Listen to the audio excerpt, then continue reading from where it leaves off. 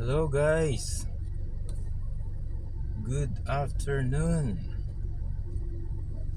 Pasko na gud kay diari sa Canlaon Street Quezon City. Kaya daghan na kayo og baligya nga mga Christmas lights, Christmas decor. Unsaon na lang ni pag-agi na guys kay tanawa pati kalsada guys Hindi naman ni maagian, pamagian pa man gamay. Christmas na talaga dito sa Canlaon Street. Oo. Christmas na dito guys. Dapat di na pwede padaanan ng tao dito, ng dito, sasakyan. Thank you guys. Thank you for watching guys.